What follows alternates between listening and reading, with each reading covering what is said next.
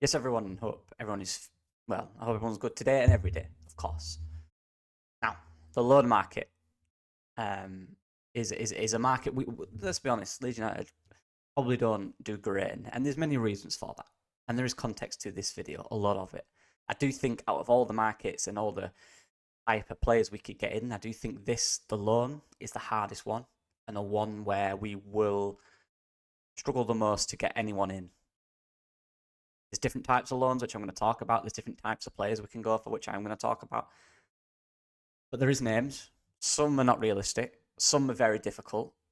And some maybe you could tempt away with the option of the Premier League if we get promoted, hence a loan to buy, which we are seeing a lot in the Championship this season. Now, here are the names. We're going to go through some individuals in different sections right now. But just take a pause, have a look. Some of them, like I said, are not going to happen. There's context to all of this. Here, the other leagues as well. That's the Premier League. The other leagues players. I've predominantly focused mainly on positions. I think we need. Look, obviously, players like Luka Netzer. Yeah, I know, not happening. I know that. Don't worry, I'm not deluded. But I just looked on social media. He's getting a lot of criticism for his recent performances.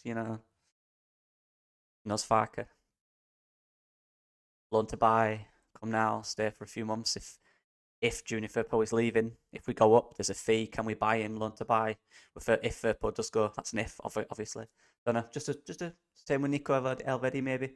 You never know if Firpo goes. Yeah. Anyway, but those are things. Let's get straight into it. Now, not all the players on the list are in this bit, by the way. So if you want to see some more, go back. But yeah, there's three different types of things, and there's loan to buy. Now, this is one I think is most viable. The reason being, the buy bit is if we get to the Premier League. So these players know, even if they don't come in and start every game now, they know they are here if we go up for the long term, and they know they get Premier League football. Whereas I think these players are all good enough to start. The fact of the matter is we are top of the league, we are playing well, the squad is established, and players need to be patient. Doesn't mean they're not good enough, and doesn't mean they won't come. Because if these players I've chosen, all of them, maybe one or two, are not playing. Some of them are hardly playing at all. So the alternative is go to a team that is, could win the league, help them in any way. If you don't play a lot, the fact of the matter is you're in the Premier League next season, where everything's open, because that's about who steps up. So the loan to buy with a player that isn't playing, that is capable, is probably, for me, the most feasible way we get a player in. Now, I want to talk about Buendia real quick. Whereas I think this is unrealistic, as you saw in the list, it was red. I do. For me, that's because of the player. He doesn't want to drop to the Championship. Obviously, he's a good player. Before his injury, he was starting for Villa. But before his injury, Villa were not in the Champions League. They are signing players. Daniel Marlon, literally one of my favourite players, by the way. That could have been us. He is slipping down and down. He'd even play in the FA Cup. I believe he came off the bench. This guy needs a move, whether that's to us or to a lower Premier League team, back to Spain, wherever. He will have suitors, and that's the tough thing about Buendia. Buendia is better than the Championship. But the idea and the point here is, and this depends on what deal Villa want to do, it's if you could convince the player that you are going there for 3 months or 4 months, however long the season has left. At the end of it, there's a buy option or an obligation. So if we go up, we have to buy him. Guaranteed Premier League player, under a manager who rates him, under a manager who likes him, who he has a relationship with. That's a more feasible offer than just straight loan, because there's something at the end of it. He knows if he plays for Leeds United, he'll play. Also, if he takes Leeds United up, he knows he's got a guaranteed move to a Premier League club, which he'll start at next season. He might see that as a step down because he did do that with Norwich and went up. That's why Buendia doesn't want to, and I don't blame him, honestly.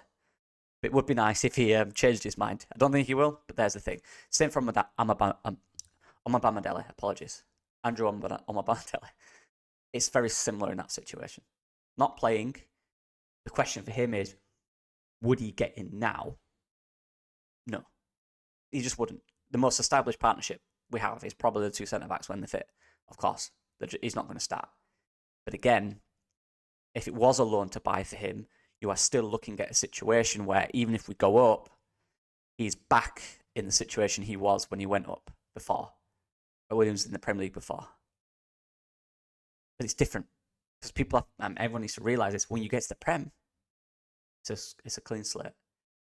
The level increases. Some players will not be able to up the level. Some players will. Some players can be really good in the Championship, but not good in the Premier League. That will happen. This squad. And it might be players you don't expect. And this is where players come into it. On Bamadelli would be difficult. I'll be really honest, any centre-back option for me is a buy. There's no loaning for a centre-back. It's a buy. It's a longer-term thing.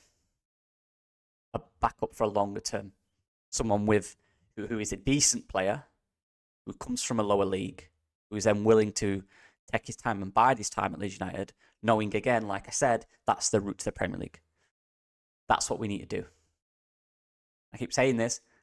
When you come from a lower league, there's less expectation on you being an instant starter for the team, knowing that you're young, you have time, and you can develop, and in a year or two time, become a player that is better than the current options, and then take the throne off them. That's the idea. So, yeah. Danny Manasso, I mean, you guys, I want this guy. He's been in every video. I think he'd be an excellent player, whether that's a buy, whether that's a loan. He plays a little bit at Porto, he does play, but he doesn't play enough for me. He's a player for me in his career now. He needs to start starting games. And I think between him in attacking midfield and striker, which he does both extremely well because he's done both in his career, all throughout it, he will play so many minutes. And again, it's that loan to buy thing. I think he's a player that suits the Premier League. I do. I think he'd get minutes in the Premier League. There is, for me, little similars to Morgan Rogers, who was good in the Championship, but around better players, tears it apart. I think there's similarities. Slightly different player, but similarities in terms of what he can do at a high level. He's at Porto. I just like the player. I think he's exactly what we need. He can do different things so well.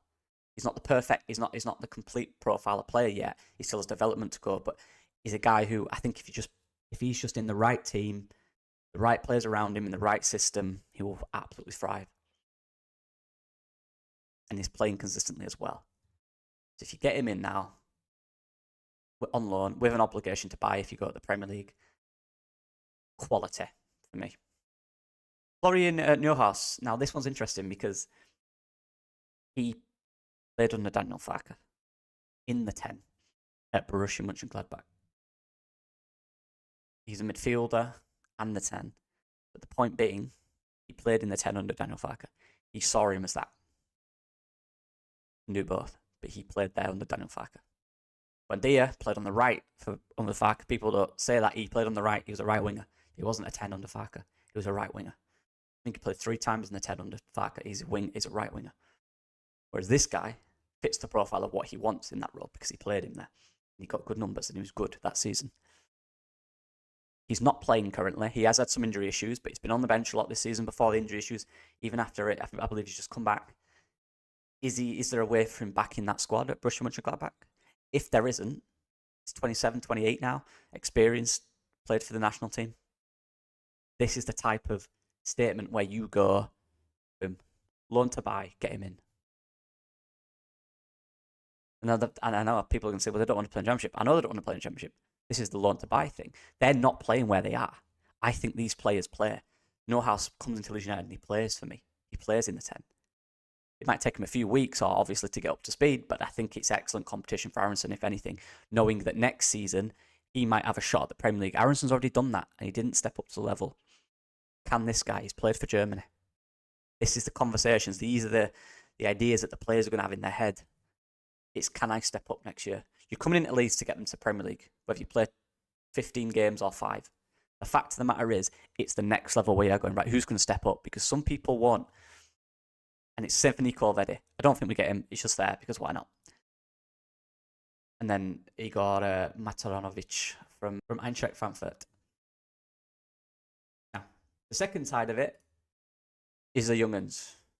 Those top quality young players. Now, there's 2 that stand out to me. And it is the 2 at the top. It's Nico O'Reilly and Isaac Babadai. Sorry, not Babadai. I mean, Nico O'Reilly, I've watched a lot of him through work this year. He's a joke. Honestly, this guy is a calm, is an 8. He played left back for Man City the other day against Salford. He's just one of them players who's so good and competent. He has every attribute to a certain level where he's just so good in every position. But for me, in that 10 role, he can get in the box, he can score, he's good in the air, he's quick, his feet are unbelievable. He's a smart footballer, good on the ball. He'd just be, whether we're in possession, out of possession, he'd be a threat. I think he'd be excellent. Look, again, it's hard with City youth players because it's hard to really gauge a level because they're so good in the 21s. Yet the level to Man City is so much higher. It's hard to kind of gauge where they fit. Do you know what I mean? So he could be, look, he could go on loan. He might stay at City. He might play him. Pep might play him. Do you know what I mean? He might. He also might go to the Champions League team. I don't know. It's hard to gauge. Just from what I'm seeing at youth level, though, player. I'd absolutely love it if we got him on loan. Absolutely love it. Same for Isaac Babadai. When I saw this come out, I was thinking, there's no way he comes to Championship. And he still might not, by the way. He still probably won't. Let me clarify this as well. I'm not saying these are realistic. I just think they kind of might be options depending on conversations. But Isaac is linked to NAC in the Eredivisie, who are relatively struggling in the Eredivisie. We have got good players from the Eredivisie. The Championship have done that many, many times. I think the Eredivisie is a good league. But if you're not a team in Europe, or you're not a team in Europe or fighting for the top of the league, the opposition you're playing against week in, week out until you play them top 2 or 3 teams isn't great. I'd argue there's more competitive games in the Championship. I just love the player. I love him at Leeds United. He's a number 10. He's just, how do you describe him? He's just excellent. His skills, his decision making, his driving with the ball, his quick feet, his movement is brilliant. He's just a player. The fans would absolutely love him. Yeah. And then there's 3 down there if we need a centre back option. Will Shakespeare as well, other strikers, just options here. You know, just some names potentially. I'm not saying these were realistic. I'm just saying, like I said, I don't think the loan is the easiest thing. But if you can get a young talent in there or a loan to buy for the Premier League in roles we're struggling, do it. And the next one is goalkeepers, obviously. Whether we get one or not, again, I'm just putting the question out there. I'm just presenting it. Because that's probably the easiest, right? I say loans are difficult for a goalkeeper. It's probably easy because one plays all season unless there's injuries or form, right? That's usually how it goes. Yeah, there's many goalkeepers there. I all think are decent. I don't know too much about a few of them. Jaros, I don't know too much about him. You know, Jason Steele, we all know, is a very competent goalkeeper that for a short term would be very good. Rushworth, but I don't know what's happening with Rushworth. Fairly sure I saw something, I could be wrong, that he's staying at Hull. Because he has been injured, hence why he's not been playing. But I'm fairly sure I saw that he's staying there. I'm not sure. And Valdemars and Brentford. He's Brentford's second. I think he's his third keeper from Iceland. Young goalkeeper. Absolutely huge. I really like this guy. Good player. Very good young player. Again, can you get a loan in there? And then João Virginia.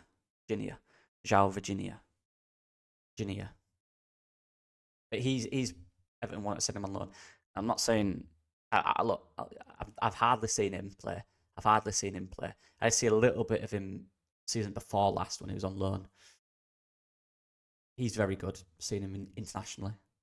Rushworth, just from what I've been watching, Championship, and Jess Steele when he was playing for Brighton, when he started that little period where he was very good. They're just names, and that is it. You know, obviously we'll go back to there's some other names in here that have not made the list. Like I said, you know, there's a few on there. Iker Losada at Real Betis is a cam and a 10. A cam and a centre forward. I mentioned him in scouting videos at the start of the season before he got the move to Real Betis, but he's not played for Real Betis. He's a creative kind of 9.5, if you like. I don't really like using that term, but that's kind of what he is. He's not an out-and-out striker, but he's a real creative 10 for me that can really thrive in this system. He's not playing at Betis. Be a great loan for Leeds United for me. And just some others. But yeah, that is it. Let me know what you guys think. Is there any players that you think we can get a loan? Don't think we get Carvalho. I know people are going to mention that, you know, NC. So I know I roughly mentioned him like 2.5 months ago when he wasn't playing at all. And there was actually talk that he's fallen out with the manager. No, there's zero chance he will go to a top team in Europe, 100%. But yeah, those are just some names. George Hurst at the bottom there. He's been injured this season, but will he play for Ipswich? He's down the pecking order. Can he come in for a few months and get your goals back to the Premier League? These are the players you've got to look for. These are the guys that you've got to just get in and do the job, like Kiefer Moore did last season for Ipswich. Came in with Hurst injury and did it. Can Hurst now come in because of the lack of goal threat we have there when Perot isn't playing? Who knows? But yeah, let me know what you guys think. I appreciate all the support as usual, and I'll see you guys in a bit.